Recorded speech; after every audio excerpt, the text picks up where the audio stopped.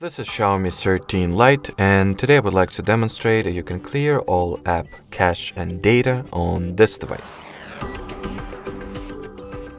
To start, you will need to launch the Settings app, then tap at find and enter the apps category, then among the options that are available go for the Manage Apps, then find and open the app info page for whatever application you would like to remove the data of.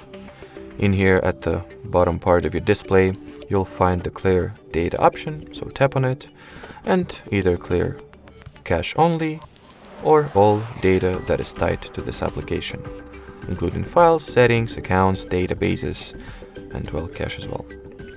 Alrighty, so that will be it for this video, guys. Thanks for watching, thanks for your attention, and bye bye.